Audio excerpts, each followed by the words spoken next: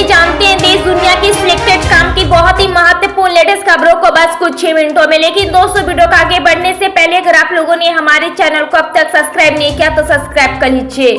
Supreme court के निर्देशों के बाद चुनाव आयोग ने सिंबल लर्निंग यूनिट SLU के संचालन और भंडारण के लिए एक नया प्रोटोकॉल जारी किया है, जिसमें सुप्रीम कोर्ट ने आदेश दिया था कि मशीनों को सील करके एक कंटेनर में सुरक्षित किया जाना चाहिए और भंडारण किया जाना चाहिए। न्यूयॉर्क के कोलंबिया विश्वविद्यालय में बुधवार को कब्जे में ली गई इमारत को मुक्त करा लिया और करीब 300 छात्रों को गिरफ्तार किया है। इस साल अप्रैल का महीना सबसे गर्म रहा। 1901 के बाद से पहली बार ऐसा हुआ है कि देश के अधिकतर भागों में अप्रैल में सबसे अधिक दिनों तक लू चली। मई में भी प्रचंड गर्मी से राहत नहीं मिलने वाली है।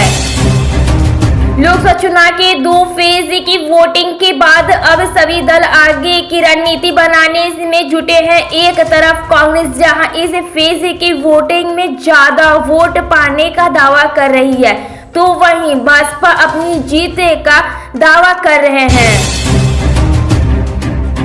लोकसभा चुनाव 2024 के लिए बहुजन समाजवादी पार्टी भाजपा ने अपने उम्मीदवारों की 11वीं लिस्ट जारी कर दी है, जिसमें उसे 6 उम्मीदवारों के नाम का ऐलान किया। साथ ही साथ लखनऊ पूर्वी सीट पर कराए जा रहे उपचुनाव के लिए भी उम्मीदवार घोषित किया है। कनाडा और अमेरिका के बाद अब ऑस्ट्रेलिया में आरोप लगे हैं। भारत ने वहां पर एक जासूसी नेटवर्क तैयार कर रखा था, जो ऑस्ट्रेलिया ने sensitive defence project trend bill की गोपनीय जानकारियां और एयरपोर्ट सिक्योरिटी की चोरी करने की कोशिश में था।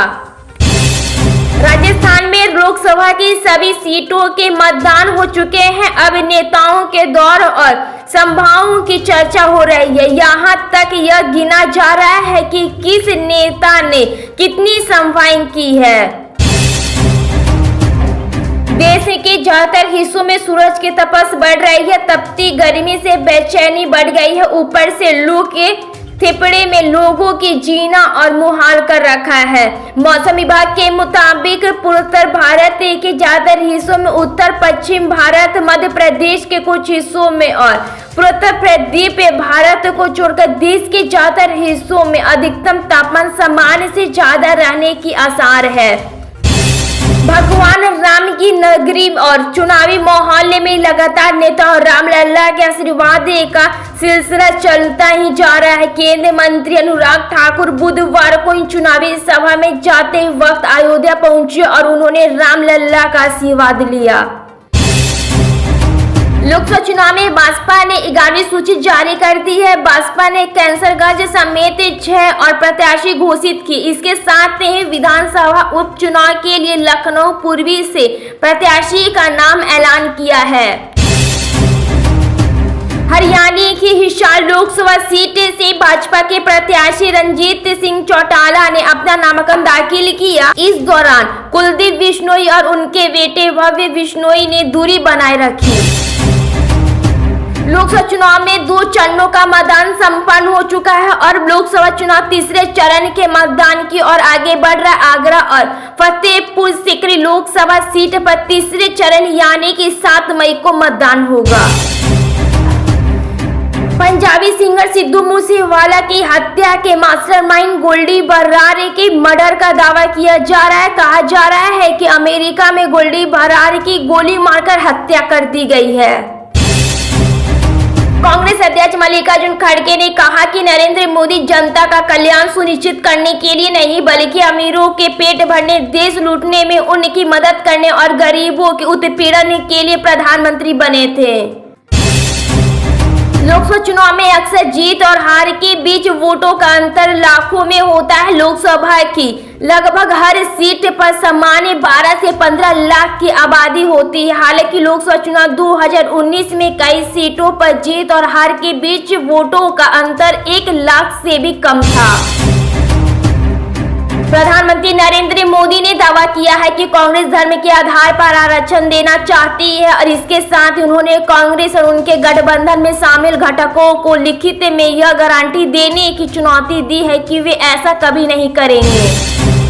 कांग्रेस ने प्रधानमंत्री नरेंद्र मोदी से इस संबंध में अपना रुख स्पष्ट करने को कहा कि क्या वह अनुसूचित जाति, एससी, अनुसूचित जनजाति, एसटी और अन्य पिछड़े वर्ग ओबीसी के लिए आरक्षण पर 50% की सीमा हटाएंगे। अनिल अग्रवाल के नेतृत्व वाले वेदांत ग्रुप ने भारत को लेकर अपना रोड मैप तैयार कर लिया है। ग्रुप के चेयरमैन अनिल अग्रवाल ने कहा कि वो आने वाले 4 साल में भारत में विभिन्न सेक्टर में लगभग 20 अरब डॉलर का निवेश करेंगे। भारतीय जनता पार्टी भाजपा के राष्ट्रीय अध्यक्ष जेपी नड्डा आज बिहार से आम चुनाव के प्रचार का आगाज करेंगे। इसके बाद वह मध्य प्रदेश जाएंगे। उनके आज के चुनावी दौरे का संपन्न गुजरात में होगा। बंगाल की मुख्यमंत्री ममता बनर्जी ने दूसरे चरण के मतदान के 4 दिन बाद मंगलवार शाम को चुनाव आयोग द्वारा जारी किए गए मतदान के आंकड़ों से विश्व गति पर चिंता जताई। उन्होंने दावा किया है कि जिस क्षेत्रों में बीजेपी को उनकी पार्टी तृणमूल कांग्रेस से कम वोट मिलने की संभावना है, वहां मतदान का आंकड़ा अचानक बढ़ गया है। उत्तर प्रदेश की अमेठी और रायबरेली लोकसभा सीट पर नामांकन पत्र दाखिल करने की प्रक्रिया समाप्त होने में केवल 2 दिन बचे हैं, लेकिन इन दोनों सीटों पर कांग्रेस उम्मीदवार को लेकर सस्पेंस अब तक बरकरार है। भाजपा के छत्तीसगढ़ प्रभारी नितिन नवीन ने कोरबा में आयोजित संवाददाता सम्मेलन को संबोधित करते हुए कहा कि छत्तीसगढ़ में आज जो वातावरण है वही ना वही आज मोदी में वातावरण दिख रहा है। आज पूरे वातावरण में मुख्यमंत्री विष्णुदेव राय के काम और प्रधानमंत्री नरेंद्र मोदी की गारंटी लोगों की जुबान पर है। अमेरिका के राष्ट्रपति जो बाइडेन अपने बयानों के कारण अक्सर काफी सुर्खियों में रहते हैं। अब एक बार फिर उन्होंने कुछ ऐसा बोल दिया जिससे विवाद बढ़ सकता है। दरअसल प्रवासियों का जिक्र करते हुए बाइडेन ने भारत जापान की तुलना चीन से कर दी। उन्होंने कहा कि चीन भारत और जापान में जेनोफोबिया यानी प्रवासियों के प्रति डर है, इसलिए इन देशों का आर्थिक विकास नहीं हो पा रहा है। साथ ही उन्होंने तर्क दिया कि प्रवास संयुक्त राज्य अमेरिका की अर्थव्यवस्था के लिए अच्छा है। लोकसभा चुनाव 2024 के 2 चरणों का मतदान हो चुका है। हाई प्रोफाइल निर्वाचन क्षेत्रों अमेठी और रायबरेली सीटें के लिए कांग्रेस कैंडिडेट के नामों की घोषणा होना बाकी है। ऐसा माना जा रहा है कि कांग्रेस नेता राहुल गांधी, प्रियंका गांधी वाड्रा उत्तर प्रदेश की अमेठी और रायबरेली लोकसभा सीटों से चुनाव लड़ सकते हैं। बिहार के उप मुख्यमंत्री सह भाजपा प्रदेश अध्यक्ष सम्राट चौधरी ने सहरसा में कहा कि मुख्यमंत्री नीतीश और हम लोगों ने 10 लाख युवाओं को नौकरी देने का प्रोजेक्ट तैयार किया है। सम्राट ने ऐलान किया है कि अगर 10 लाख युवाओं को नौकरी नहीं दी तो अगले विधानसभा चुनाव में वोट मांगने नहीं जाऊंगा। लोकसभा चुनाव के बीच अजीत सिंह ने जदयू से इस्तीफा दे दिया है। अजीत सिंह ने कहा, पीएम नरेंद्र मोदी ने बिहार को विशेष राज्य का दर्जा देने के बारे में कुछ नहीं कहा है। कुछ बीजेपी नेताओं ने खुलेआम कहा है कि वे संविधान बदल देंगे। वहीं नीतीश कुमार ने इसको लेकर कुछ नहीं किया। यही कारण है कि मैं जदयू की प्राथमिकता सदस्यता से इस्तीफा दिया है। छत्तीसगढ़ के विष्णुदेव सरकार ने मतारी बंधन योजना के अंतर्गत तीसरी किस्त महिलाओं के खातों में ट्रांसफर कर दी, जिसके तहत प्रदेश की 70 लाख से अधिक महिलाओं को 1-1 हजार की राशि उनके खाते में पहुंचाई गई है। कोविड वैक्सीन सर्टिफिकेट से प्रधानमंत्री नरेंद्र मोदी की तस्वीर को हटा दिया गया है। कोरोना महामारी के दौरान में वैक्सीनेशन करवाने के बाद केंद्रीय स्वास्थ्य एवं परिवार कल्याण मंत्रालय द्वारा सर्टिफिकेट जारी किए गए थे, जिस पर नीचे की ओर पीएम नरेंद्र मोदी की तस्वीर होती थी। इजराइल और हमास के बीच जंग जारी है। इसी बीच भारत ने 2 राज्य समाधान के लिए समर्थन दोहराया है, जहां फिलिस्तीनी के लोग इजराइल की सुरक्षा जरूरतों को ध्यान में रखते हुए सुरक्षित सीमाओं के भीतर एक स्वतंत्र देश में स्वतंत्र रूप से रह सकते हैं।